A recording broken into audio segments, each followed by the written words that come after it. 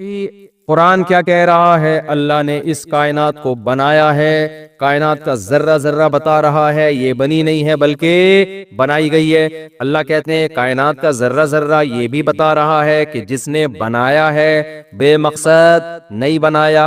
اللہ کہتے ہیں تم بتا دو کیوں بنایا، ہم کہتے ہیں ہمیں تو نہیں پتا کیوں بنایا۔ اللہ کہتے ہیں ظاہر ہے جس نے بنایا ہے وہی بتائے گا کہ کیوں بنایا، تو وہ بتاتا ہے لیبلوکم ایکم احسن عملا، تاکہ تمہیں پتہ چل جائے، اللہ جاننا چاہتا ہے تم میں اچھا عمل کون کرتا ہے۔ یہ باتیں قرآن کے علاوہ کسی کتاب میں لکھی بھی نہیں ہے۔ تو اللہ کا بندوں سے رابطہ جو ہے نا، کنیکشن، وہ قرآن کے علاوہ کسی اور کتاب کے ذریعے ہے ہی نہیں۔ باقی کتابیں پڑھو تو لگتا ہی نہیں کہ اللہ کا کلام ہے۔ یہ جو کتاب ہے نا قرآن، یہ اپیل کر رہی ہے نیچر کو، یہ بتا رہی ہے کہ بھئی یہ اللہ ہی ایسی باتیں کر سکتا ہے۔ میرے اللہ اچھے عمل کی ڈیفینیشن کیا ہے، برے عمل کی ڈیفینیشن کیا ہے، اللہ اچھے کو بھی ایکسپلین کرتا ہے۔ قرآن میں جو حلال حرام کے احکامات ہیں، شراب بری چیز ہے، سود بری چیز ہے، زنا بری چیز ہے، اور ماں باپ کی نافرمانی بری، وہ پوری ڈیٹیل ہے نا۔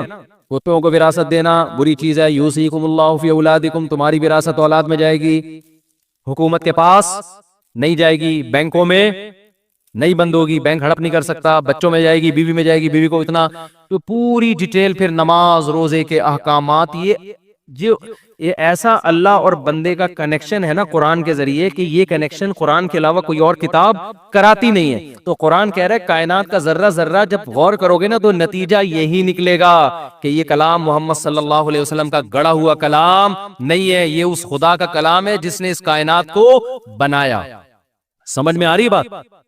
فلا اقسم بما تبصرون وما لا تبصرون انه لقول رسول کریم وما هو بقول الشاعر۔ میں اگلی آیت پہ چلتا ہوں تاکہ ایسا نہ ہو بچپن سے جو آیت چل رہی ہے بڑھاپا بھی اسی پہ جا کے ختم ہو۔ تو اگلی آیت پہ آ جاتا ہوں۔ اللہ تعالیٰ فرماتے ہیں، تھوڑی دیر ٹھہر جاؤ میرے بھائی، اللہ تعالیٰ نے یہ نہیں فرماتے، یہ میں فرما رہا ہوں۔ اللہ تعالیٰ اذان، ابھی ٹھہر جاؤ، 5 منٹ لیٹ اذان ہوگی۔ اللہ تعالیٰ فرماتے ہیں وما هو بقول الشاعر، یہ کسی شاعر کا کلام بھی نہیں۔ عرب کہتے تھے نا یار اس کلام میں اٹریکشن بہت ہے، ایک تو اس کے مضامین بڑے خوبصورت ہیں، پیارے ہیں، فطرت کو اپیل کرتے ہیں، تو اصل میں یہ مضامین اچھے نہیں ہیں۔ اس کا جو بات کرنے کا جو محمد صلی اللہ علیہ وسلم نے جو کلام پیش کیا نا، بعض دفعہ بات عجیب ہی غریب ہوتی ہے، لیکن اس کو پیش کیا اتنے خوبصورت انداز میں جاتا ہے کہ دل اس کی طرف مائل ہو جاتا ہے۔ تو یہ تو شاعر لوگ کرتے ہیں، تو یہ شاعر ہیں اصل میں، ایکچولی یہ کیا ہے؟ شاعر۔ تو ان کو کلام پڑھنا بڑی دسترس سے، بات ایسے خاندانی انداز سے کرتے ہیں کہ معاذ اللہ غلط بھی ہوتی ہے تو دل اس کی طرف مائل، حالانکہ وہ غلط ہوتی نہیں ہے۔ تو قرآن نے اس کا جواب دیا وما هو بقول شاعر قلیلا ما تؤمنون، تم بہت کم ایمان لے کر آتے ہو، یعنی تم ایمان لانا چاہتے ہی نہیں ہو، ورنہ غور کرو تو نہ شاعروں کے حالات ایسے ہوتے ہیں، نہ شاعروں کا کلام ایسا ہوتا ہے۔ سورہ شعراء میں اللہ نے اس کو اور تفصیل سے بیان کیا۔ اللہ فرماتے ہیں وَالشُّعَرَاءُ يَتَّبِعُهُمُ الْغَاوُونَ، شاعروں کی علامت کیا ہے؟ تم سروے کرو گے نا تو شاعروں کو فالو کرنے والے لوگ بھی شاعروں جیسے ہی عجیب و غریب ہوتے ہیں، وہ اتنے میچور نہیں ہوتے، ان کی زبان سے نکلنے والے کلام میں اتنی صداقت نہیں ہوتی۔ أَلَمْ تَرَ أَنَّهُمْ فِي كُلِّ وَادٍ يَهِيمُونَ وَيَقُولُونَ مَا لَا يَفْعَلُونَ، شاعروں کے جو دعوے ہوتے ہیں اس پر ان کا اپنا عمل نہیں ہوتا۔ شاعری تو ایک تخیلاتی دنیا ہے نا، رائی کا پہاڑ بنا دیا۔ تو محمد صلی اللہ علیہ وسلم نے آج تک کوئی ایسا کلام کیا جس پر خود عمل نہ کیا ہو، یا رائی کا پہاڑ بنا کے پیش کر دیا ہو؟ شاعر کیسی لمبی لمبی پھینک رہا ہوتا ہے، اپنی محبوبہ کی زلفوں کی تعریف کرے گا، آدمی کہے گا محبوبہ چھوڑ زلفیں لے جا بھائی تو گھر۔ یہ ہوتا ہے کہ نہیں ہوتا؟ خالی زلفیں ہی لے جاؤ بھائی تو، کیا کچھ تعریف نہیں ہوتی نا شاعروں کے کلام میں۔ مبالغہ، جب تک مبالغہ آرائی نہیں ہوتی شعر نہیں بنتا۔ یہ تو شاعری کا ایک وصف ہے۔ تو اللہ کہتے ہیں ان کے کلام میں تمہیں کون سا مبالغہ نظر آ رہا ہے؟ جو ان کی جو باتیں ہیں کہ ماں باپ کے ساتھ اچھا سلوک کرو، ان کے سامنے اف نہ کرو، وَبِالْوَالِدَيْنِ إِحْسَانًا وَبِذِي الْقُرْبَى وَالْيَتَامَى وَالْمَسَاكِينِ، اور سود کے احکام ہیں، اس میں وراثت کے احکام ہیں، نکاح طلاق کے احکام ہیں، حج کے احکام ہیں، نماز کے اوقات بیان کیے گئے ہیں۔ شاعروں کے کوئی اس طرح کا کبھی دیکھا آپ نے شاعروں کا کلام؟ تو شاعر تو مبالغہ آرائی کر رہے ہوتے ہیں۔ تو آگے اللہ نے فرمایا کہ وما هو بقول شاعر قلیلا ما تؤمنون ولا بقول کاہن، یہ کاہن کا کلام بھی نہیں ہے۔ کاہن نہ ایسی باتیں کرتے تھے جو لوگوں کے مینٹل لیول سے اوپر کی، لوگ کہتے ہیں بھائی بہت پہنچے ہوئے لوگ ہیں بھائی، اف، تو لوگ ان کی طرف مائل ہوتے تھے۔ تو یہ کہتے تھے محمد صلی اللہ علیہ وسلم بھی کاہن ہے۔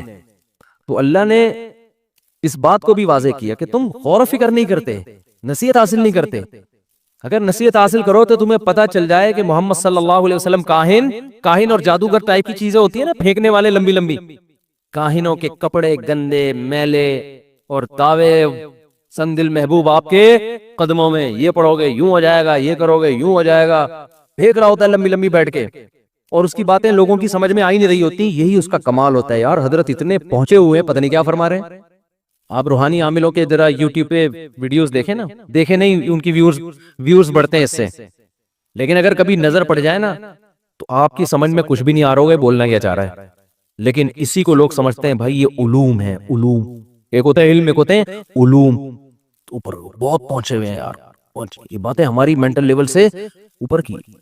تو اللہ نے فرمایا کہ محمد صلی اللہ علیہ وسلم کی تعلیمات الحمدللہ رب العالمین، یہ کلام ہے نا، تمام تعریفیں اس اللہ کے لیے جو تمام جہانوں کا پالنے والا، الرحمن بڑا مہربان، الرحیم نہایت رحم کرنے والا، مالک یوم الدین روز جزا کا مالک. یہ کون سا ایسا کلام ہے؟ موسیٰ علیہ السلام کا واقعہ، یوسف علیہ السلام کا واقعہ، قوم عاد کا. کوئی کاہن آج تک ایسا خوبصورت کلام نہیں لے کر آئے. کسی جادوگر کو لاؤ، تھوڑی دیر میں تمہیں باولا نہ ہو جاؤ نا اس کی باتیں سن سن کے، اتنے جنات جلا دیے. یہ کاہنوں کی یہ باتیں ہوتی ہیں. ایک آیا ہمارے جامعہ رشید کے استاد سے، شکر ہے نکل گئے وہاں سے، وہ بھی پھینکنے جیسے عاملوں کے پاس بیٹھے تو لمبی لمبی پھینکنا شروع کر دی. ایک دن میرے ساتھ کھانے پہ بیٹھے، مجھے کہنے لگے ان پہ بھی جنات تھے، میں نے وہ ہٹا دیے. میں نے کہا ان سے تو احترام میں نہیں بول سکا، بولنا چاہ رہا تھا تیرے باپ میں بھی طاقت ہے نا، تو 2-4 دن ابھی لا کے دکھا دے تو خالی یہاں پہ فضول جنات بگائے تو نے. پھر ایک دن کہنے لگا میں نے 10 لاکھ جنات جلائے ہیں. میں نے کہا ہمارے یہاں گیس نہیں آ رہی ہے، چولہا جل نہیں رہا ہے، ایک ماچس کی تیلی جلانا مشکل ہو رہا ہے، اور اس نے 10 لاکھ اتنا پھینکوں تو ڈاروین بھی نہیں تھا بھائی. اور لوگ متاثر ہوتے ہیں جن جلا رہے ہیں بھائی، جن جلا رہے ہیں بھائی، یہ پھینکوں ہیں، ان تلوں میں تیل نہیں ہے، ان کو آپ لفٹ نہ کراؤ بھوک سے مر جائیے.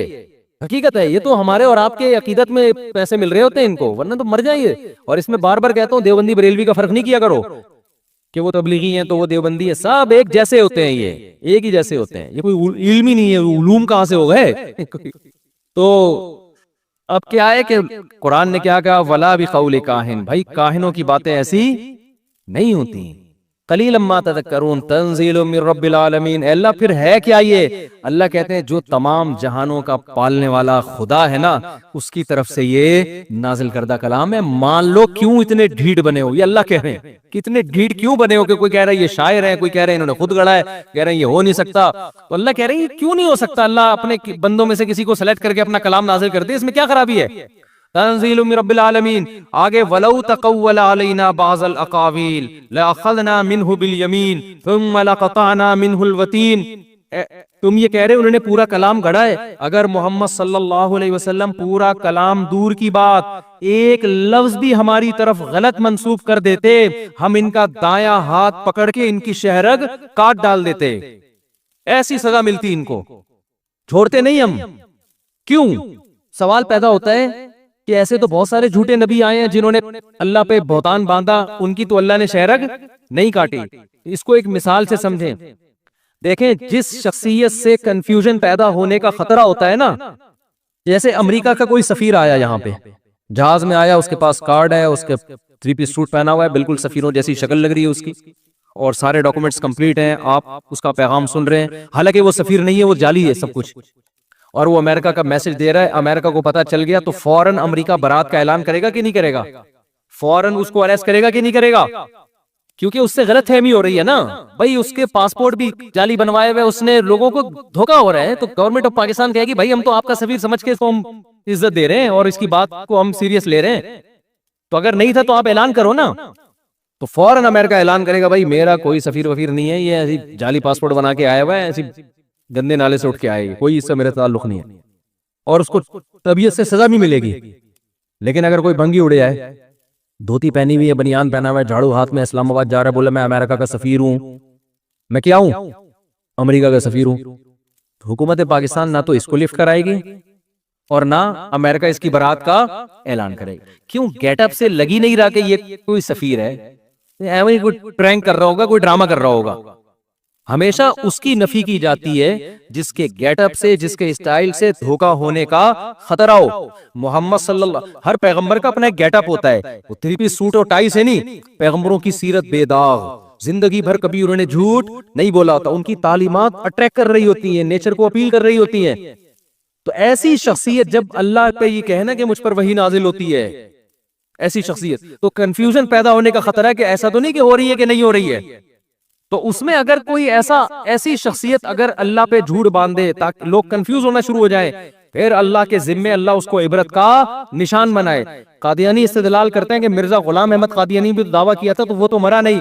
ہم کہتے ہیں نہ تو اس کا پیغمبروں والا گیٹ اپ تھا، اور دوسری بات یہ کہ جب اللہ نے اپنے پیغمبر کی زبان سے کہلوا دیا کہ میں خاتم النبیین ہوں، میرے بعد نبی نہیں ہے، تو اب اللہ ویسی کسی کا ذمہ دار نہیں ہے، چاہے بظاہر گیٹ اپ پیغمبروں والا ہی کیوں نہ ہو، کیونکہ اب کنفیوژن پیدا ہو رہی ہے تو تمہاری اپنی پیدا کرتا کنفیوژن ہے نا، نہیں یاری بات یہ تو تمہیں اگر لگ رہا ہے کہ یہ پیغمبر ہے تو تمہارا اپنا دماغ کا فطور ہے۔ جب اللہ نے قرآن میں بھی کہہ دیا کہ خاتم النبیین ہے، آخری نبی ہیں، اور نبی اعلان کر دیا، پوری امت کا اجماع بھی ہو گیا، اب اگر کوئی بھی آگے دعویٰ کرتا ہے تو اللہ کے ذمے نہیں ہے کہ اس کی برات کا اعلان کرے، کیونکہ اللہ کہتا ہے اب یہ اس کو نبی ماننا یہ تمہارا فالٹ ہے، یہ میرا قصور نہیں ہے کہ میں اس کو سزا نہیں دے رہا۔ تو مرزا غلام احمد کا تو گیٹ اپ بھی پیغمبروں والا نہیں تھا، اس کی کتابوں سے ثابت ہوتا ہے کہ وہ شریف انسان ہی نہیں تھا، پیغمبر تو بہت دور کی بات ہے۔ تبھی جتنے ختم نبوت کے علماء ہیں نا، کبھی بھی وہ کہتے ہیں ہمیشہ قادیانیوں سے مناظرہ مرزا غلام احمد کی شرافت پہ کیا کرو، نبوت اگلی چیز ہے، وہ شرافت ثابت نہیں کر سکتے کہ شریف آدمی تھا وہ، تو یہ جب نہیں ہو سکتا تو نبوت تو اگلی چیز ہے۔ تو اور قادیانی زہر کا پیالہ پی لیں گے، مرزا غلام احمد کی شخصیت پہ کبھی آپ سے بحث نہیں کریں گے۔ یہ اصول یاد رکھیں، آپ کہیں کہ ہم یہ ثابت کریں گے کہ وہ شریف انسان نہیں تھا، تو ہم نے ثابت کرنے کے شریف انسان تھا، تو جب وہ گیٹ اپ ہی شریف انسان ہی نہیں ہے، اس کی کتابوں سے ثابت ہو رہا ہے، تو جب گیٹ اپ ہی نہیں ہے تو جو مرضی بولتا رہے، ایسے جیسے کوئی بنگی اٹھ کے بولے میں امریکہ کا سفیر ہوں، امریکہ کا جاب میں کیوں اعلان کروں کہ یہ میرا نہیں ہے، اس کو پروٹوکول دینے والی بات ہو گئی نا پھر۔ تو قرآن کہہ رہا ہے محمد صلی اللہ علیہ وسلم کا ایسا گیٹ اپ ہے اور ایسی خوبصورت اور خوبصورت شخصیت ہے، اگر یہ پورا قرآن تو دور کی بات ایک لفظ ہماری طرف غلط منسوب کر دے تو ہم ان کو چھوڑیں گے نہیں، کیونکہ لوگ کنفیوز ہوں گے، یہ ہمیں سمجھانے کے لیے، حالانکہ نبی سے اس کا امکان تھا نہیں۔ لَأَخَذْنَا مِنْهُ بِالْيَمِينِ ثُمَّ لَقَطَعْنَا مِنْهُ الْوَتِينَ وَمَا مِنْكُمْ مِنْ أَحَدٍ عَنْهُ حَاجِزِينَ، پھر کوئی بھی اس عمل سے ہمیں نہیں روکے۔ فاق اورنگی ٹاؤن پہلی صف میں موجود ہے، قرآن الماری میں موجود ہے، پھر بھی موبائل پر قرآن پڑھ رہے ہیں، کیا یہ ٹھیک ہے؟ جائز ہے، موبائل پہ بھی پڑھ سکتے ہیں، زبانی جب پڑھ سکتے ہیں، قرآن سامنے رکھا ہوئے لیکن آپ زبانی پڑھ رہے ہو تو موبائل پہ کیوں نہیں پڑھ سکتے؟ لیکن ثواب زیادہ مصحف میں پڑھیں، اس کی الگ برکت ہوتی ہے، جتنا پروٹوکول دیں گے قرآن کو اس کی اتنی برکتیں زیادہ ہوں گی۔ لیٹ کے تلاوت بھی جائز ہے نا، لیکن بیٹھ کے کریں گے تو زیادہ ثواب ملے گا۔ بغیر وضو کے بھی جائز ہے، وضو کر کے کریں گے تو اور زیادہ عزت دے رہے ہیں۔ تو بغیر مصحف کے زبانی بھی پڑھ سکتے ہیں، لیکن قرآن سامنے رکھیں گے تو اور زیادہ اس کی اہمیت ہوگی اور آپ کے دل میں بھی اس کی عزت بیٹھے گی۔ دیکھو دین میں نا اپنے مزاج کو مت داخل کیا کرو، بعض دفعہ انسان کے اوپر کوئی اس کا اپنا دل چاہ رہا ہوتا ہے کہ ایسا ہونا چاہیے، یہ دیکھو شریعت میں کیا ہے۔ تو جب موبائل میں قرآن پڑھنا جائز ہے تو جائز ہے نا، اس میں کیا ہے؟ آپ بہتر ہے پڑھ لو۔ تو بعض لوگ یہ ہوتا ہے موبائل قرآن سامنے رکھا ہے موبائل میں پڑھ رہا ہے، تو کیا ہو گیا اس میں؟ بہت ساری چیزیں ہم دن میں نا لوگوں سے واسطہ پڑتا ہے ہمارا، تو وہ بری چیز نہیں ہوتی، لیکن آپ کا ایک خاص معیار بن چکا ہوتا ہے تو آپ کو بری لگ رہی ہوتی ہے۔ وہ میں بتایا تھا نا اعتکاف میں لوگ بعض دفعہ پوری رات پڑے سوتے رہتے ہیں، تہجد نہیں پڑھتے، تو ہماری انتظامیہ کے بعض لوگوں نے کہا یہ اعتکاف میں آئے ہوئے ہیں تہجد نہیں پڑھ رہے، تو میں نے کہا نہیں پڑھ رہے تو کیا ہے، تو پڑھے رہنے تو فجر تو پڑھ رہے ہیں نا، پڑھ لیں اچھی بات ہے، ان کو سمجھاؤ، لیکن نہیں پڑھنے سے آپ کو تکلیف کیوں ہو رہی ہے؟ ٹھیک ہے نا، یہ تکلیف ہونا غلط ہے، اس کا مطلب آپ شریعت سے بھی ایک ہاتھ آگے جانے کی کوشش کر رہے ہو، شریعت سے آگے مت نکلو بھائی۔ اعتدال پہ رہنا چاہیے، اعتدال پہ، افراط و تفریط کا شکار نہیں ہونا چاہیے۔ شریعت کا حکم ہے کہ کھانا سامنے آ جائے نا، بھوک لگ رہی ہے اور کھانا ہی سامنے آ گیا تو آپ جماعت چھوڑ سکتے ہیں، کھانا کھا لیں آپ، تو اس کا معمول بنانا جائز نہیں ہے۔ لیکن اگر کبھی ایسا ہو گیا کہ بھوک بھی لگ رہی ہے اور کھانا اتفاق سے اسی ٹائم پہ آ گیا سامنے، اب وہ چھوڑ کے جائیں گے، کھانا بھی خراب ہو جاتا ہے، ٹھنڈا ہوتا ہے، بعد میں دوبارہ گرم کرنا پڑتا ہے، بعض دفعہ یہ ہوتا ہے دل بھی نہیں لگتا نماز میں کہ یار ادھر کھانے کی طرف توجہ رہتی ہے۔ تو نبی صلی اللہ علیہ وسلم کی صحیح حدیث ہے اذا وضع الطعام اذا وضع العشاء فابدؤوا بالعشاء، کہ جب رات کا کھانا رکھ دیا جائے تو کھانا پہلے کھا لو۔ نارملی اس کا معمول نہیں بنانا چاہیے، کبھی اتفاق سے ہو گیا تو پھر بھی کوئی لوگوں کو تکلیف ہو رہی ہے، نہیں جی ہماری جماعت ہماری جماعت، تو یہ اس کا مطلب ہے آپ شریعت سے 2 ہاتھ آگے جا رہے ہو۔ مجھے یاد ہے ہماری کسی نے دعوت کی، بہت پرانا واقعہ، 20 سال تو ہو گئے ہوں گے اس کو، بلکہ اس سے بھی زیادہ۔ تو جب دعوت کی نا، میں مدرسے میں نیا نیا فارغ ہوا تھا پڑھ کے، تو ہم سب بیٹھے ہوئے ہیں، اور بھی کچھ علماء کو بلایا، کچھ دوستوں کو بلایا، بریانی تیار ہو رہی ہے نا، ہم بیٹھے ہوئے ہیں، ان کو پتہ نہیں عقیقہ تھا ولیمہ تھا کہ اب تو کھا کے یاد نہیں رہتا کیوں بلایا تھا، کس سلسلے میں، تو کھانا یاد رہ کے جایا جاتا ہے۔ اب ہم جب بیٹھے ہوئے ہیں تو اتفاق سے کھانا پکنے میں گھر کی خواتین کھانا پکا رہی تھی، دیر ہو گئی۔ اب جب گرم گرم کھانا لا کے، سالن بھی تھا اس میں، بریانی بھی تھی، دسترخوان پہ رکھا ہے، ادھر ایک دم اذان۔ اب مجھے پتا ہے کہ یار ایسے موقع پہ آپ کھانا چھوڑ کے چلے جاؤ نا، گھر کی خواتین کو بہت تکلیف ہوتی ہے، کیونکہ مسجد بھی تھوڑا سا دور تھی، کم از کم 10 منٹ تو لگتے پہنچنے میں، پھر وہاں فرض پڑھتے، پھر 2 سنت مؤکدہ پڑھ کے واپس آتے 10 منٹ اور، تو کم از کم آدھا گھنٹہ تو گیا۔ آدھے گھنٹے کے بعد کھانے میں یہ ذائقہ نہیں رہتا، اور جن کو بھوک لگ رہی ہوتی ہے وہ بھی انتظار میں بیٹھے میں، ان کو بھی تکلیف ہوتی ہے، تو گھر کی خواتین کی بھی محنت ضائع ہوتی ہے۔ اب وہ بیچاریوں سے دیر ہو گئی نا، ان کا جان کی نیت تو نہیں تھی۔ میں نے مسئلہ بھی سنا ہوا تھا، مجھے پتا تھا کہ شریعت کا حکم ہے کہ جب ایسے اتفاق ہو جائے تو پھر کھانا کھا لو آرام سے، پھر جماعت کو مؤخر، جماعت کی بڑی حیثیت ہے اسلام میں، لیکن جہاں اللہ نے گنجائشیں دی ہیں تو وہ تو پھر اللہ کو سے آگے نہ نکلو نا۔ اب میں نے وہاں کہہ دیا، میں نے کہا نہیں اب کھانا کھائیں گے آرام سے۔ اچھا اس میں بھی بعض لوگ یہ کر رہے ہوتے ہیں، جماعت نکل رہی ہے جلدی جلدی کھاؤ جلدی جلدی کھاؤ، یہ غلط ہے، پھر یہ بھی غلط ہے۔ جب کھا رہے ہو تو پھر تسلی سے کھاؤ، قضا نہ ہونے دو، اتنا تسلی نہیں کہ قضا ہو جائے، قضا کرنا تو کسی قیمت پہ جائز نہیں ہے، لیکن اب شروع کر دیا تو گھڑی دیکھنا، یہ بھی میزبان کے لیے یہ عمل بھی تکلیف دہ ہوتا ہے۔ یار ہم 1 مہینے سے دعوت کا کہہ رہے تھے، اب جب غلطی ہو گئی ہم سے، دیر ہو گئی ہم سے، یار اب آپ یا تو کھا لو یا چھوڑ کے چلے جاؤ، نہ ادھر کے نہ ادھر کے۔ میں نے مسئلہ بتایا لوگوں کو، میں نے کہا بھائی اس بارے میں صحیح حدیث ہے، ہم نے علماء سے سنا ہے، مفتیان کرام سے سنا ہے، جب کھانا آ گیا ہے تو اب میزبان کا بھی اکرام ہے، ہم کوئی عادت تو نہیں ہے نا جماعت چھوڑنے کی، سب ماشاءاللہ جماعت سے نماز پڑھنے والے لوگ تھے، میں نے کہا اب کھا لیں آرام سے۔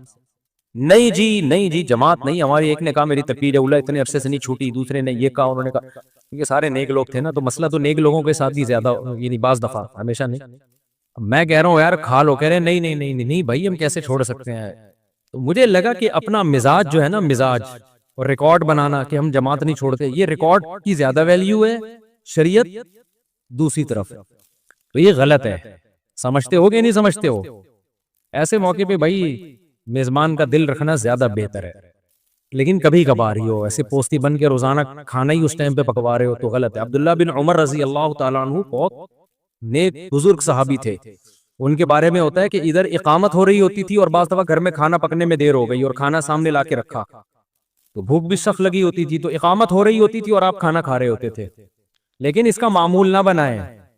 اور اگر ایسی پرابلم نہیں ہے، بہت زیادہ بھوک نہیں ہے اور کھانے کا خراب ہونے کا بھی خطرہ نہیں ہے، تو پھر نماز ہی پہلے پڑھیں آ کے۔ صحابہ میں تو کھاتے بھی 2 ٹائم تھے نا، شدید بھوک لگ رہی ہوتی تھی۔ تو خلاصہ یہی ہے کہ شریعت سے آگے نکلنے کی کوشش نہ کریں، جہاں اللہ میاں نے جو کہہ دیا اس کو اسی طرح کر لیا۔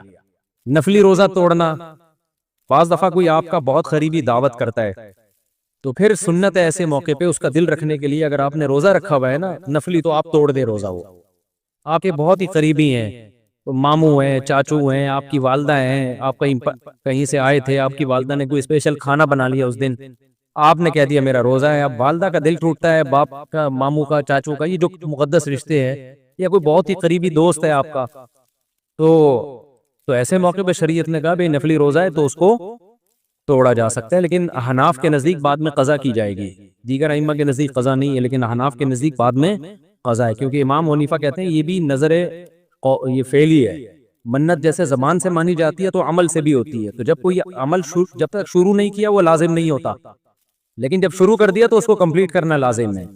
تو یہاں آپ نے توڑا ہے شریعت کی وجہ سے، لیکن کمپلیٹ کرنا پڑے گا، کیونکہ لا تبطلوا اعمالکم، قرآن کہتا ہے اپنے عمل کو ضائع مت کرو، تو یہ بعد میں قضا کر لیں اس طرح۔ سمجھتے ہو کہ نہیں سمجھتے ہو؟ جب اس کو کوئی مصیبت پہنچتی ہے تو جزا فضا شروع کر دیتا ہے، صبر سے کام نہیں لیتا۔ وَإِذَا مَسَّهُ الْخَيْرُ مَنُوعًا، اور جب اس کو کوئی پیسہ میسا ملتا ہے، دولت آتی ہے اس کے پاس، تو کنجوس بن جاتا ہے، اس پہ سانپ بن کے بیٹھ جاتا ہے۔ کئی ہفتوں سے اسی آیت پر درس چل رہا ہے کہ جلد بازی کا مطلب کیا ہے. جلد بازی کا مطلب یہ ہے، اس پر میں نے کئی دفعہ بیان کیا نا پورا، کہ ہمارے سارے فیصلے اکثر جلد بازی میں ہوتے ہیں. نبی صلی اللہ علیہ وسلم کو دو صفات بہت پسند تھیں، الحلم برداشت اور سوچ سمجھ کے فیصلے کرنا. طلاقیں جلد بازی میں ہوتی ہیں، مار دھاڑ جلد بازی میں، بہت سارے کام ہمارے جلد بازی میں ہو. کسی کے بارے میں رائے جلدی قائم کر لیتے ہیں، کسی کو اچھا کہنے میں بہت جلدی کرتے ہیں، کسی کو برا کہنے میں بھی بہت جلدی کرتے ہیں. تو اسی طرح جو شخص بھی جس کی دل میں کوئی خواہش پیدا ہوئی، اس خواہش کو فوراً پوری کرنے کی کوشش کرنا، یہ بھی کیا ہے؟ جلد بازی. آپ سوچ تو لو بھائی، یہ خواہش پوری کرنے سے آپ کو فائدہ ہوگا، نقصان ہوگا، کہیں لت تو نہیں پڑ جائے گی، آپ کو نشہ ہے، دل چاہتا ہے، لوگ کر لیتے ہیں بھائی، اس سے تو آپ تباہ و برباد ہوتے چلے جاؤ گے. تو جو خواہشات کا غلام ہوتا ہے وہ جلد باز ہوتا ہے، اور جو مستقبل سامنے رکھ کے زندگی گزارتے ہیں ان کی طبیعت میں جلد بازی نہیں ہوتی، ہمیشہ وہ کامیاب ہوتے ہیں. تو یہاں بھی اللہ نے کیا فرمایا کہ جلد بازی کی ایک مثال اللہ نے بیان کی ہے. وہ مثال یہ ہے، اذا مسہ الشر جزوعا، جب کوئی مصیبت پہنچتی ہے نا، ہونا یہ چاہیے مصیبت میں انسان کا دل کرتا ہے ہلڑ بازی کا، ہاں ہو چیخو پکار، ادھر ادھر ڈپریشن ہوتی ہے اس کو. تو جو دل کر رہا ہے وہ آپ کرنا شروع کر دو، اس پہ کنٹرول نہ کرو کہ بھئی اس کا کوئی فائدہ ہوگا یا نہیں ہوگا. ایسا تو نہیں کہ میرے اس ری ایکشن سے فائدے کے بجائے الٹا اور زیادہ نقصان ہو جائے. تو اللہ کہتے ہیں جلد باز آدمی کیا کرتا ہے، وہ یہ نہیں دیکھتا، وہ بس اپنی خواہش کو پوری کرنے میں لگا ہوتا ہے. غم پہنچا ہے تو اس غم کو ہلکا کرنے کے لیے جو مرضی اسے کرنا پڑے وہ کر گزرتا ہے.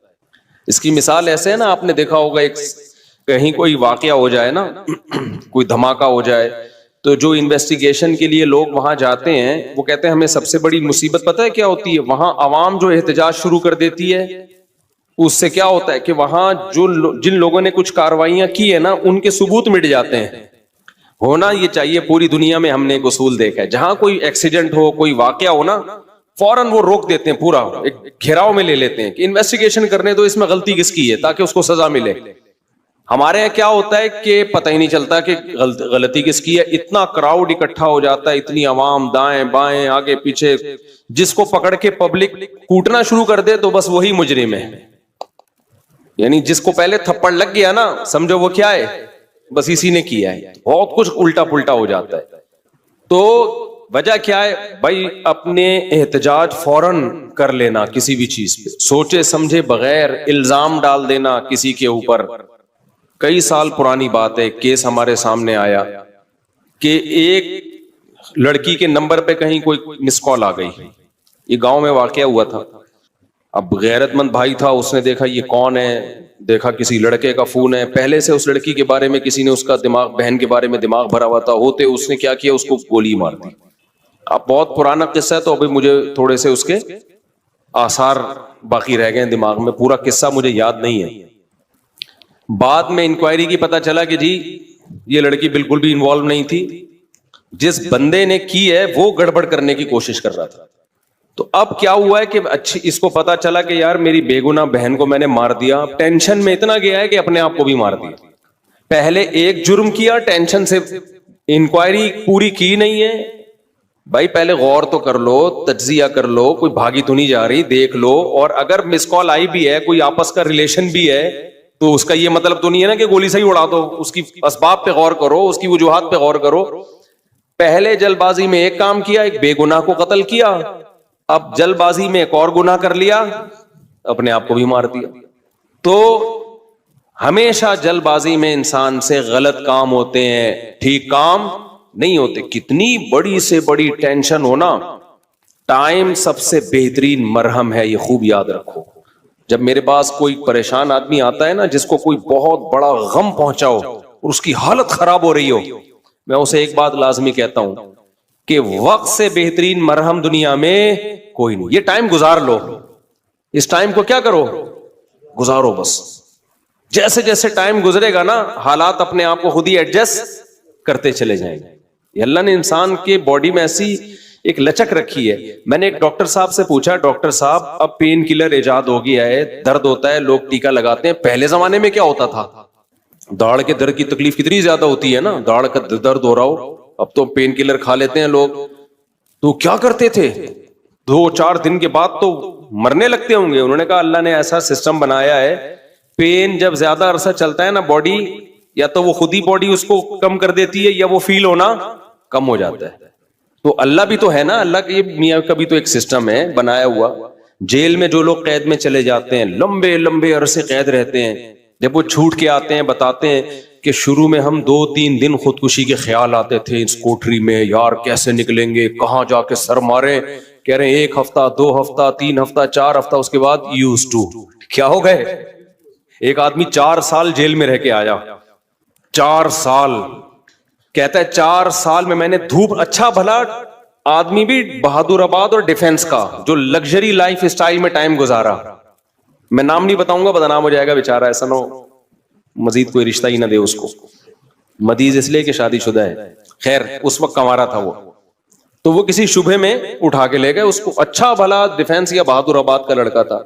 بہادر آباد بھی اچھا ایک ایسا علاقہ ہے, لگژری لائف اسٹائل میں پلا, زیادہ ٹائم اس کا یورپ اور یعنی یورپ میں گزرا ہے. کسی شبہ میں اٹھا لیا اس کو. 4 سال اس نے دھوپ نہیں دیکھی.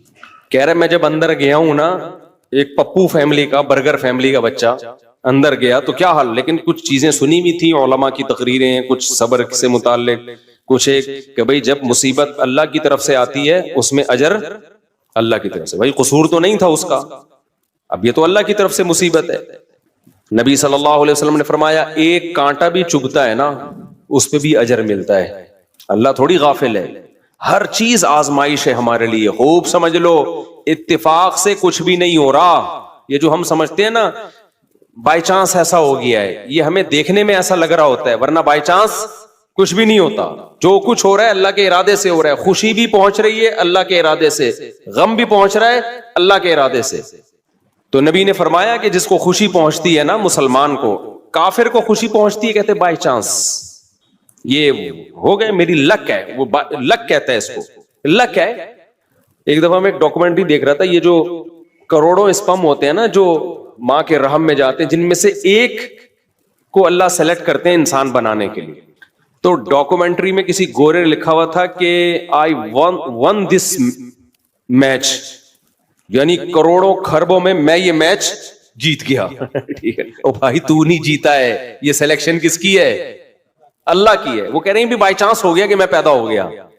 بائی چانس کوئی بھی نہیں ہوتا, سب کس کا ارادے سے ہو رہا ہے؟ اللہ کے. اللہ نے تجھے پیدا کرنے کے لیے کمبخت سلیکٹ کیا ہے, اور اللہ پھر کہہ رہے ہیں نحن خلقناکم, ہم نے تمہیں پیدا کیا, ہمارا احسان ہے, تو اب اس احسان کا بدلہ دو.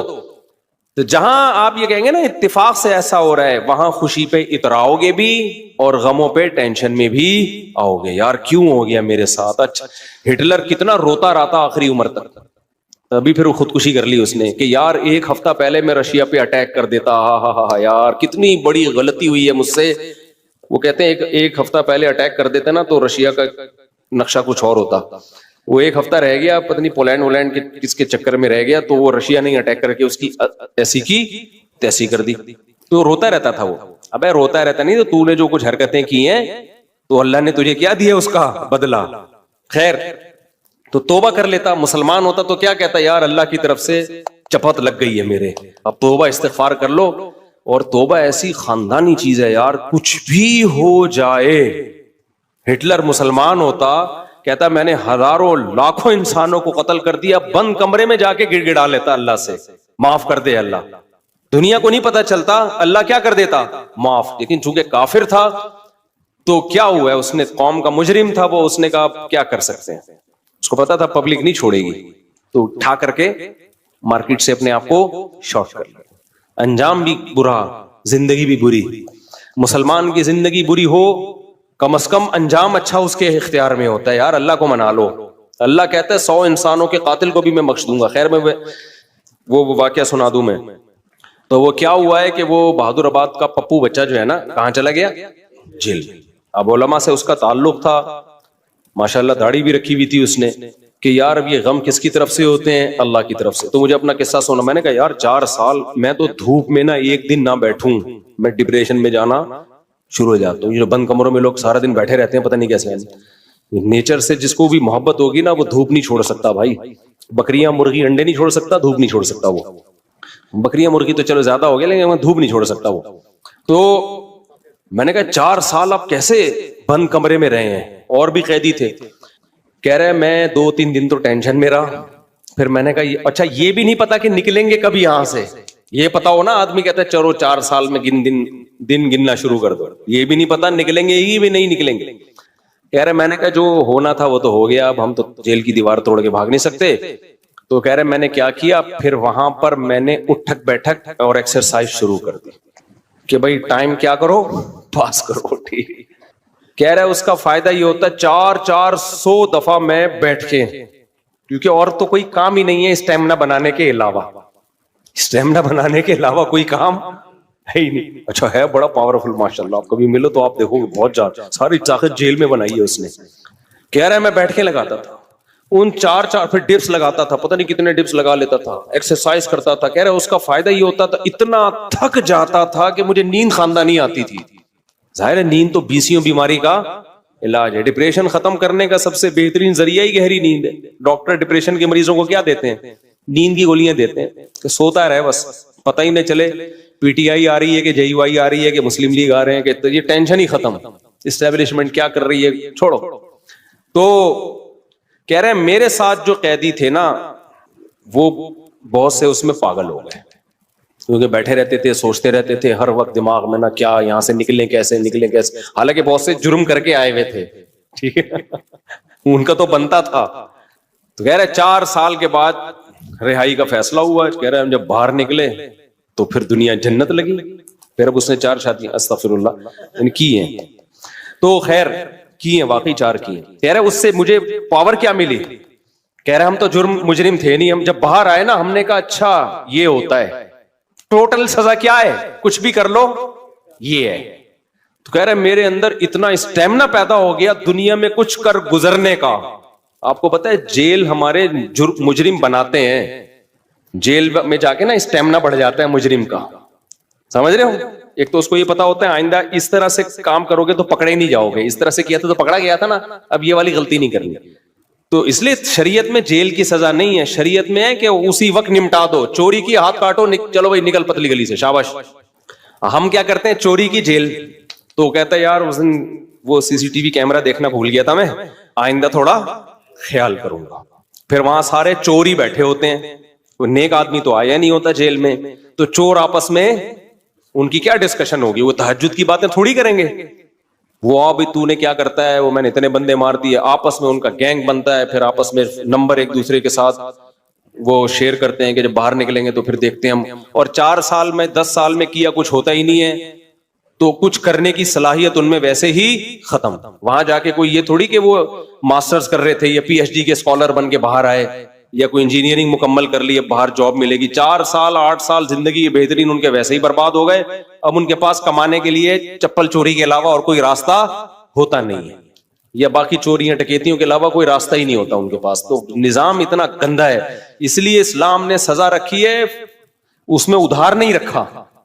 قصاص ہے, ثابت ہو گیا کہ بھائی اس نے بندہ مارا ہے, فوراً پکڑ کے وارثوں کے حوالے کیا جائے گا, بھائی تمہارا باپ مارا ہے تم بتاؤ کیا کرنا ہے.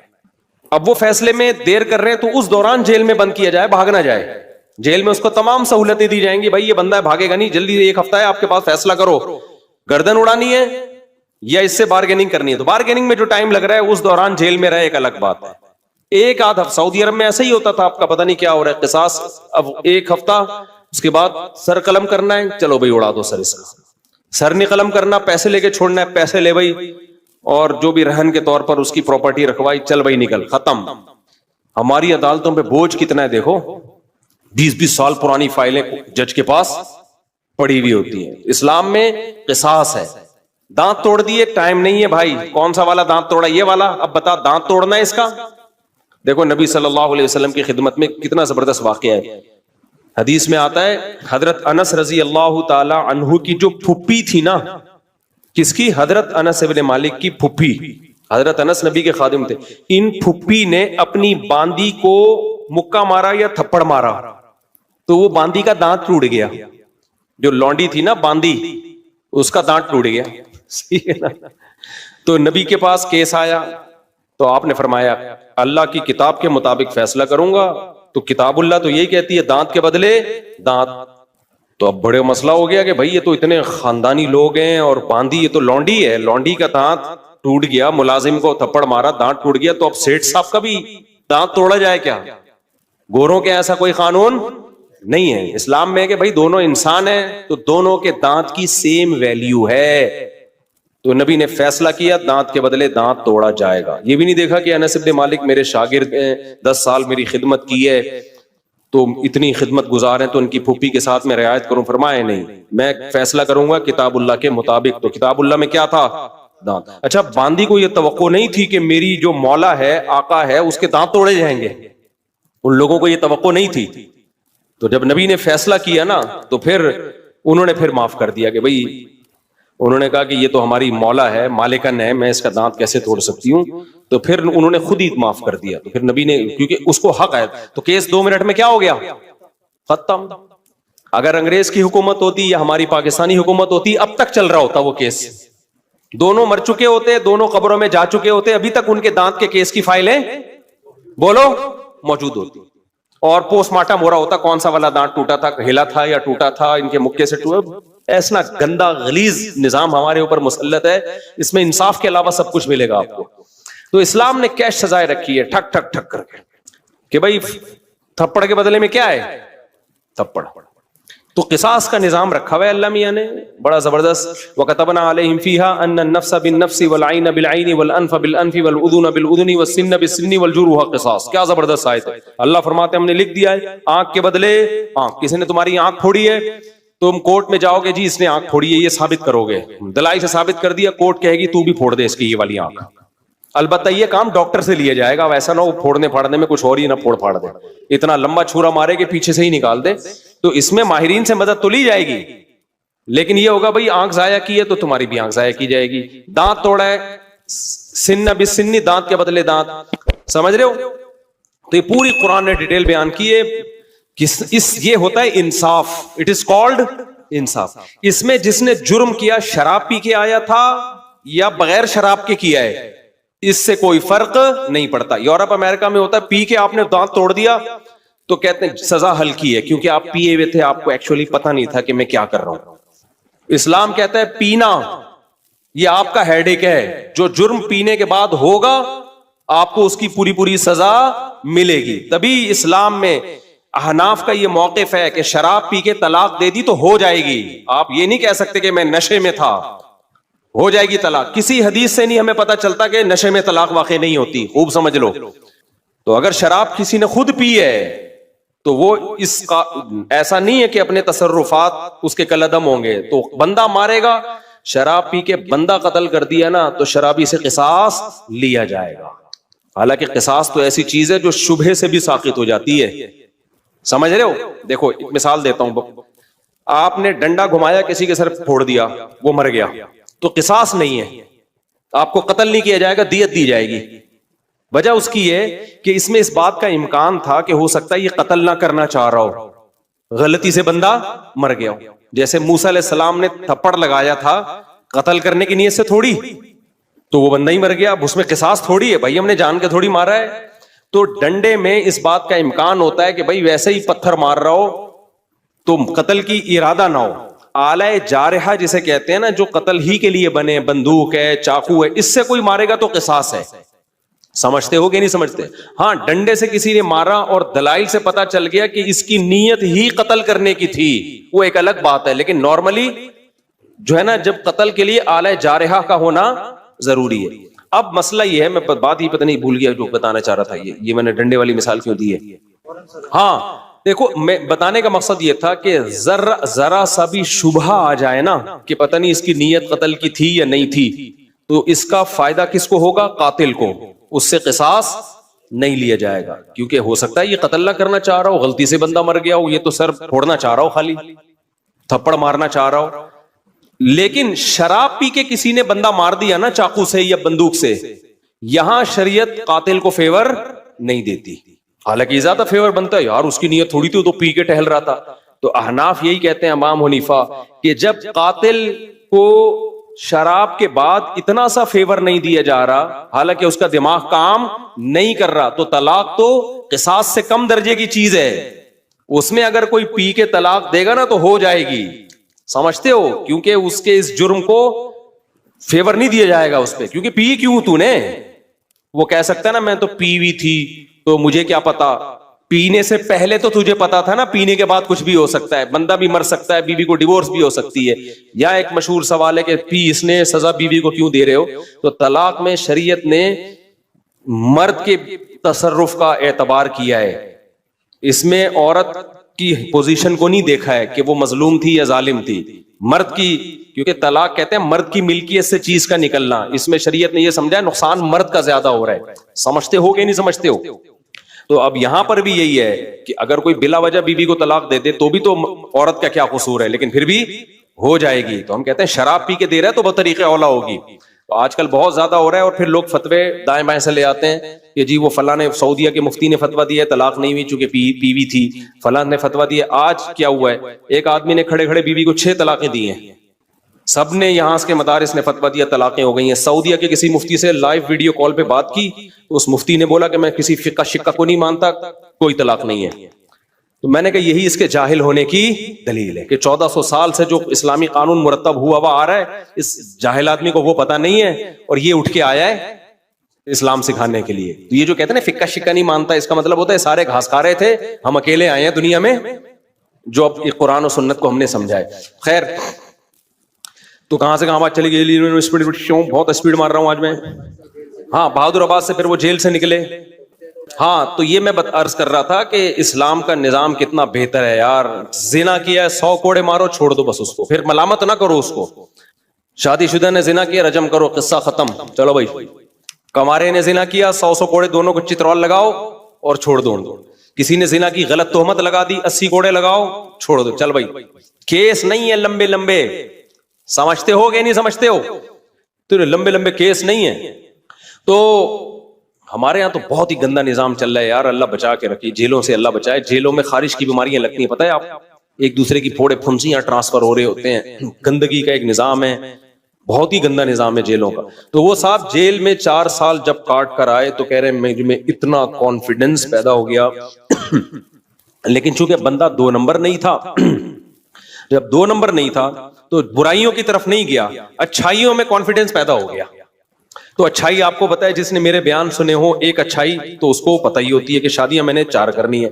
تو کہہ رہا میں جیل سے باہر نکلا نا، بیانات میرے سنے میں تھے، تو کہتا ہے میں نے سوچا کہ اب کسی کا باپ میرے کو روک کے دکھائے 4 شادیوں سے، کیونکہ اتنی ٹینشن جیل میں کہہ رہے میں نے اٹھا لی ہے کہ اب ٹینشن میرے لیے مسئلہ نہیں. کیونکہ دوسری میں آدمی ٹینشن کی وجہ سے نہیں کرتا نا، کہہ رہے ٹینشن کی ایسی کی تیسی. دیکھو اس نے صبر کیا نا، تو یہ جیل اس کے حق میں کیا ہو گیا، مفید. اگر صبر نہ کرتا، جلد بازی والا کام کرتا، جیل میں بیٹھا رہتا، یہ کیا ہو رہا ہے میرے ساتھ، میں نے تو کوئی ایسا گناہ نہیں کیا، اللہ کو میں ہی ملا تھا. کبھی حکومت کو گالیاں دیتا، کبھی پولیس کو گالیاں دیتا، کبھی فوج کو گالیاں دیتا، کبھی عمران خان کو، کبھی مسلم لیگ کو، کبھی کس کو.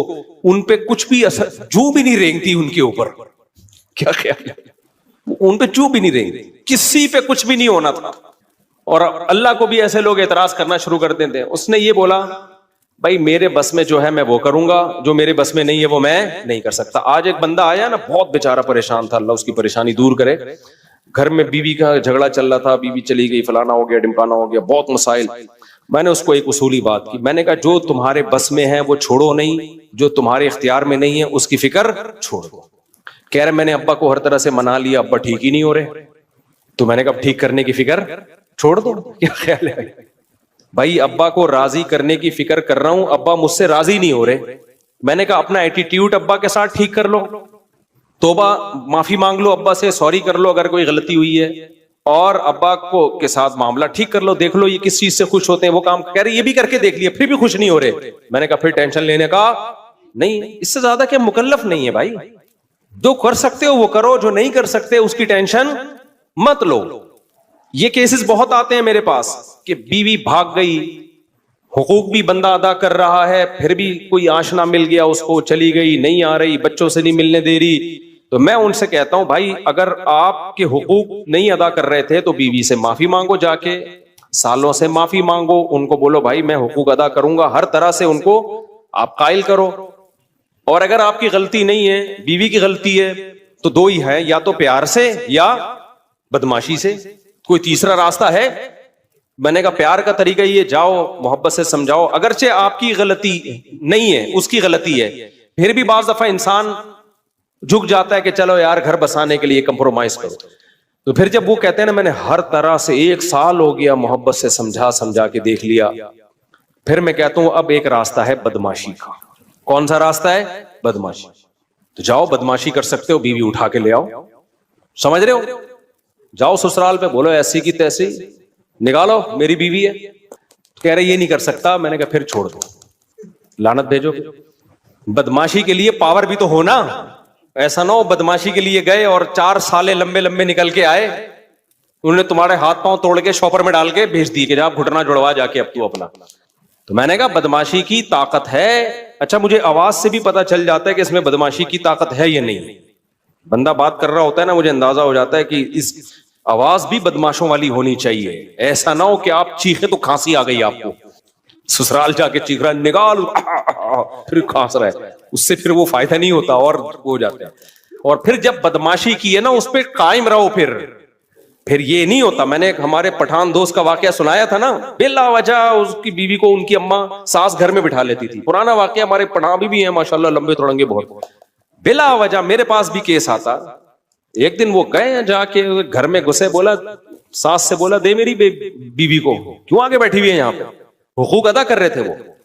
ایسے ہی جا کے بدماشی کی ہے نا، وہ بےچارے کانپنے لگے. انہوں نے بولا لے جا بھائی، یہاں ایسا نہ ہو کوئی بندہ نہ کچھ مر جائے یہاں پہ. حالانکہ اس نے کوئی قتل کی دھمکی نہیں دی. تو لے آئے، ماشاءاللہ 4-5 سال ہو گئے، ہنسی خوشی زندگی گزر رہی ہے. تو بعض مسئلے حل کس سے ہوتے ہیں؟ بدماشی سے حل ہوتے ہیں، جو صحیح طریقے سے حقوق نہیں ادا کر رہے. اسی طرح داماد بھی بدماشی سے بعض دفعہ قابو میں آتا ہے. صرف یہ بیوی کا معاملہ نہیں ہے، داماد صحیح طرح حقوق ادا نہیں کر رہا ہوتا، تو وہاں بھی میں کہتا ہوں یار یا تو بدماشی کرو، محبت سے پہلے سمجھاؤ، نہیں آ رہا بدماشی سے نہیں ہو رہا، تو پھر تمہارے پاس ایک ہی راستہ ہے، علیحدگی لو اس سے، سمجھتے ہو، یا پھر کمپرومائز کرو، اسی طرح ظلم سہتے رہو بیٹھ کے. تو مشہور ہے کہ گھی اگر سیدھی انگلی سے نہ نکلے تو کیسے نکالنا پڑتا ہے؟ ٹیڑھی انگلی سے نکالنا پڑتا ہے، سمجھتے ہو. تو اس کے بڑے بڑے بین الاقوامی سطح پہ بھی یہی اصول ہے، ٹھیک ہے نا. بین الاقوامی ملکوں کی جنگوں میں بھی یہی اصول ہے کہ ہر جگہ محبت نہیں چلتی ہے، ہر جگہ آپ میں اگر طاقت ہے تو پھر آپ کو بدماشی دکھانی پڑتی ہے. تو وہاں بھی میں لوگوں سے یہ کہتا ہوں بھائی گھریلو جھگڑا چل رہا ہے، جو آپ کے اختیار میں ہے وہ کرو، جب نہیں ہو پا رہا نا اس کا مطلب آپ معاملہ آپ کے اختیار سے باہر ہے. پھر یہ دیکھو، یہ مت دیکھو کون صحیح ہے کون غلط ہے. اس بحث میں پڑھنے کا فائدہ کیا ہے؟ لوگ آ کے مجھے کہہ رہے تھے میری بیوی غلط ہے. میں کہتا ہوں یار غلط ہے صحیح ہے، تو کر کیا سکتا ہے تو اب اس بحث میں پڑھنے کا فائدہ کیا کہ غلط ہے یا صحیح ہے؟ جب آپ کچھ کر نہیں سکتے تو لعنت بھیجو، دفع کرو یار، مٹی پاؤ. پھر کیا کرو؟ میں نے کہا ایک اور شادی کرو. بس کہنے کوئی رشتہ نہیں دے گا. میں نے کہا تلاش کرتے رہو، کیونکہ رشتہ تلاش کرنا آپ کے اختیار میں ہے، کسی کو قائل کر کے اس سے زبردستی چھین لینا آپ کے اختیار میں نہیں ہے. تو بس گزارا چلاؤ ایسے ہی، اس وقت تک کنوارے چھڑے چھاٹ رہو. یار گناہ کا خطرہ ہے. میں نے کہا بچو گناہ سے، روزے رکھو جو اسلام نے بتایا. کہہ رہے اللہ نہ کرے پھر بھی ہو جائے تو توبہ استغفار کرو. ہونے کے بعد اب اس کو ریورس تو نہیں کیا جا سکتا نا. گناہ ہونے سے پہلے کے اصول یہ کہ بچو، ہونے کے بعد اب ریورس نہیں ہو سکتا. یہ ہمارے اختیار میں نہیں ہے کہ ہم کہیں کہ اب ماضی میں جو ہو چکا اس کو، ماضی کو اللہ کو کہیں.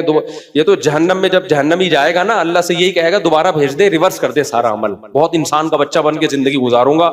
اللہ کیا کہتے ہیں؟ پاسٹ کبھی ریورس نہیں ہوتا، ماضی کبھی تبدیل نہیں ہوتا. تو جو گناہ ہو گیا وہ ہو گیا، اب اس پہ کہ دوبارہ جا کے بچوں میں نہیں ہو سکتا.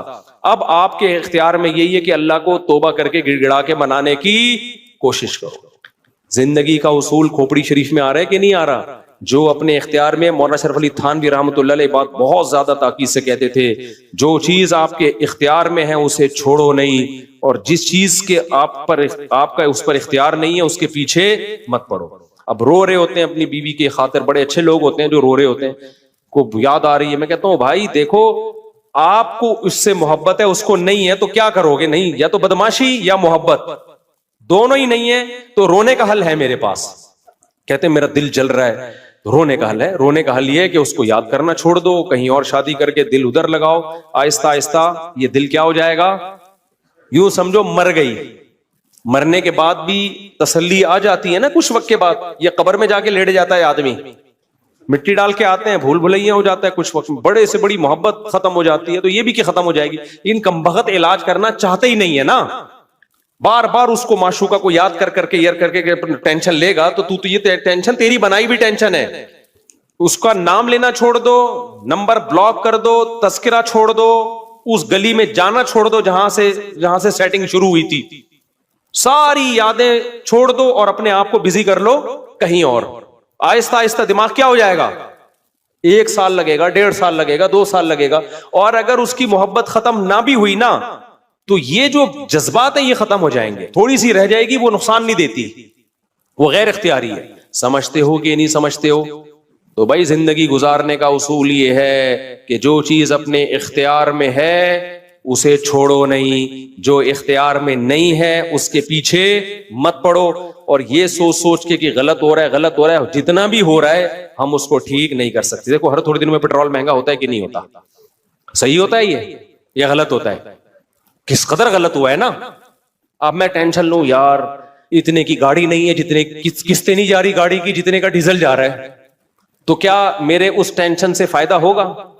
बार बार बैठा हूं मैं ये हर वक्त यही तस्करे लेके, डीजल महंगा हो गया, पेट्रोल महंगा हो गया, डीजल महंगा हो गया, पेट्रोल महंगा हो गया, टमाटर महंगा हो गया, खरबूजा महंगा हो गया, तरबूज महंगा हो गया, ये महंगा हो गया। उससे खुदा की कसम गवर्नमेंट पर, हमारी ठीठ किस्म की गवर्नमेंट पर तो सवाल ही पैदा नहीं होता कोई असर पड़े। यहां कराची में इतना कत्ल हो रहा है इंसानों का, उससे जब हुकूमत पे फर्क नहीं पड़ रहा तो टमाटर महंगे होने से क्या फर्क पड़ेगा? आए दिन लाशें पड़ी हुई है ना कराची में। परसों किसी सफेद रिश, चंद दिन पहले सफेद रिश बुजुर्ग को डाकुओं ने मार दिया। वो तो डाकू तो थोड़ी देख लें, जब गवर्नमेंट पे इन चीजों का असर नहीं पड़ रहा तो टमाटर तो बात की चीज है। तो उससे क्या होगा, हम सोच सोच के सिवाय अपने आप को टेंशन देने के कुछ भी हासिल बोलो नहीं हो। दुनिया में बहुत कुछ गलत हो रहा है, हम अगर उस गलत के पीछे हमने देखना है, हमने उस गलत को सही करने के लिए क्या कर सकते हैं। जो कर सकते हैं सूटेबल तरीका हो, जज्बाती बातें ना हो। जज्बाती बातें बहुत लोग कर रहे होते हैं, सूटेबल जो तरीका है उसको इख्तियार किया जाए, और जो आपके इख्तियार में नहीं है उसको छोड़ दिया, उस पर तबसरा भी ना करो। एक बात खुसूसी तौर पे खवातीन के लिए कहूंगा मैं इस जमाने के लिहाज से, वो क्या बात है, आजकल खवातीन की कंप्लेंट्स बहुत आती हैं कि मर्दों के चाल चलन ठीक नहीं है। मर्दों के चाल चलन, बोलो शायद आप में से, आपके तो सबके ठीक हैं, लेकिन अगर किसी के नहीं होंगे तो उसको एहसास होगा ना, मर्दों के चाल चलन ठीक। ये खवातीन में ये यूरोप की बीमारी थी, अंग्रेजों की, लिबरल सेकुलर लोगों की, जो अब इस्लामी मुल्कों में भी वहीं से ये गंद इंपोर्ट हुआ है। गंद वहां तो बहुत था, तो ये गंद यहां आ रहा है, और हमारा सेकुलर लिबरल तबका उनके गंद को गंद मानने के लिए तैयार ही नहीं है। मैंने व्लॉग में बताया ना यूरोप की कुछ मगरिबी मुल्कों की कुछ अच्छी चीजें, कुछ बुरी चीजें, तो मैंने बुरी चीजें बताई ना, तो नीचे लोगों ने लिखा था मुबालगा आ रही है, ऐसा नहीं है, वहां बहुत सुकून की जिंदगी है। सुकून की है तो कुत्तों से क्यों दिल बहला रहे हो? तो बस कुछ लोगों को ना, कुछ लोगों के दिमाग में बैठ गए हैं, कुछ सॉफ्टवेयर गलत इंस्टॉल हो गए हैं। तो अब ऐसी खवातीन को भी हम क्या मशवरा देते हैं, भाई आप अपने शोहर को ठीक करने की कोशिश करो, मोहब्बत से ठीक हो जाए, मोहब्बत दो उसको, इधर उधर तवज्जो ना जाए उसकी। मोहब्बत से ठीक नहीं होता। अच्छा, खवातीन कमेंट्स में बहुत होशियार होती है। मैंने एक बयान में कहीं कहा कि आजकल खवातीन अपनी फिजिकल फिटनेस का ख्याल नहीं करती तो मियाँ फिर दाएं बाएं मुंह मारते हैं।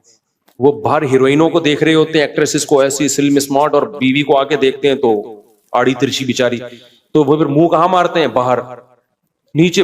बहुत सारी खवातीन के और मियाँ अगर खुद आड़ा तिरछा हो, मुझे बड़ी हंसी है, उसको भी तो चाहिए ना। तो मैंने कहा यार बात बिल्कुल सही है, जब उसको आप कह रहे हो कि वो ख्याल रखे तो आदमी को भी तो चाहिए ना, वो भी तो हीरोज देख रही है बाहर जाके। क्या ख्याल है भाई, ये मीडिया पे उसको भी तो एक एक हैंडसम स्मार्ट नजर आ रहा है, اور آدمی آڑا ترچھا ٹیڑھا میڑا چل رہا ہے تو پتہ نہیں چل رہا کہ کرالنگ کر رہا ہے یا چل رہا ہے یہ. تو مجھے امام ابو یوسف کا قول یاد آ گیا ایک خاتون کے کمنٹس کے کہ کما احب ان تتزین لی تحب ان اتزین لہا.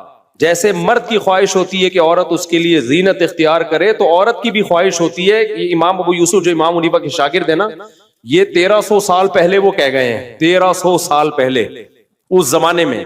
جیسے مرد کی خواہش ہوتی ہے کہ بیوی اس کو اچھی لگے تو عورت کی بھی خواہش ہوتی ہے کہ میرا میاں مجھے انسان کا بچہ لگے. ٹھیک ہے نا, اس لیے انہوں نے اس کی ترغیب دی ہے کہ مرد کو بھی چاہیے کہ وہ اپنے حلیے کا خیال رکھے. تو امام یوسف کا یہ قول اور اس خاتون کے کمنٹ سے ایک اور واقعہ مجھے یاد آ گیا. ایک خاتون نے جب میں فون سنا کرتا تھا کہا کہ میرا میاں اتنا میلا ہے, اتنا میلا ہے کہ شادی کو 2-3 سال ہو گئے, میں بیزار ہو گئی ہوں, میں اس سے طلاق چاہتی ہوں. میں نے کہا استغفر اللہ, اتنا نان نفقہ دے رہے ہیں؟ ہاں جی نان نفقہ پورا دے رہا ہے, اور بچے بھی ہیں میرے اس سے, بچوں کے ساتھ بھی بیہیویئر اچھا ہے, میرے ساتھ بھی سلوک اچھا ہے, بات بھی تمیز سے کرتا. میں نے کہا اتنا اچھا آدمی سے آپ کیوں طلاق لے رہی؟ یعنی میلا بہت ہے. اور کیا بولیں یار, ابھی اتنی آگے کیا جایا کہ وہیں پیشاب کر دیتا ہے. یعنی آپ اندازہ لگاؤ, یعنی بیت الخلا بھی سستی میں جانے کی توفیق نہیں ملتی. اب اتنا آپ کہو گے کون میلا ہو سکتا ہے, تو وہ کیا کرتا ہے بعض دفعہ رات کو نا کمرے میں ہی نیچے اتر کے, بستر پہ نہیں, نیچے اتر کے پیشاب کر دیتا ہے, صبح ہم دھو لیں گے اس کو. تو میں نے تو کہا یار یہ بہت زیادہ ہو گئی ہے بھائی, یہ کیا ہو گئی ہے, یہ بہت زیادہ ہو گئی, بہت زیادہ ہو گئی ہے. لیکن وہ قسمیں اٹھا کے کہہ رہی تھی, وہ جھوٹ کیوں بولے گی میرے سامنے. خیر اب مجھے پتا بھی نہیں اس کا میاں کون ہے, اگر تو جب پتا ہوتا تو پھر تو آدمی بات پہ یقین نہیں کرتا نا. تو اننون نمبر تھا, اننون کوئی خاتون تھی. تو جیسے میرے بھائی مرد چاہتا ہے نا عورت اس کے لیے مزین ہو, تو عورت کی بھی خواہش ہے. تبھی علماء نے اس کی گنجائش دی ہے کہ جب آپ کی نئی نئی شادی ہوئی ہو تو بعض فقہاء نے گنجائش دی ہے کہ بال بھی کالے کر سکتے ہیں, کیونکہ شادیاں جوانی میں آج کل ہو ہی رہی ہیں, بڑھاپے میں ہو رہی ہوتی ہیں. تو اور جوان لڑکی سے شادی ہو رہی ہوتی ہے پیسے کے چکر میں. عورت میں نے سب سے پہلے بتایا نا آپ کو کیا دیکھتی ہے, روکھڑا. عمر گئی تیل لینے, ہینڈسم اسمارٹنس وہ بات کی چیزیں ہیں, وہ تو پھر اس کو بعد میں خیال آتا ہے یہ ہوا کیا میرے ساتھ. تو شروع میں سب پیسہ ہی دیکھ رہے ہوتے ہیں, تو پیسے کے چکر میں پھر جب شادی ہوتی ہے تو کالا کولا لگا کے دولہا بنے ہوئے ہوتے ہیں یہاں پہ. تو میں بھی کچھ نہیں کہتا ان کو کہ چلو جانے دو, ٹھیک ہے, ورنہ 40 سال کے بعد بال کالے کرنا جائز نہیں ہے. لیکن بعض فقہاء نے گنجائش دی ہے کہ نئی نئی کسی کی شادی ہو, میں نہیں کالا کولا لگاتا, پہلے بتا دوں میں, تو گنجائش دی ہے بعض فقہاء نے. اور وہ امام ابو یوسف ہی کے قول اسی کے بارے میں کہ مرد کے لیے ایسے موقع پہ گنجائش ہے کہ وہ بال کالے کر سکتا ہے. اور اس میں دلیل یہ دی ہے کہ جیسے مرد کی خواہش ہے کہ عورت زینت اختیار کرے, تو عورت کی بھی خواہش کیا ہے کہ مرد بھی اس کو دیکھنے میں جوان لگے. ایسا نہ ہو جب شادی ہوئی تو وہ آئی تو وہ سمجھے کہ یہ ابا آئے ہوئے ہیں ان کے, دولہا بھی تھوڑی دیر کے بعد آئے گا.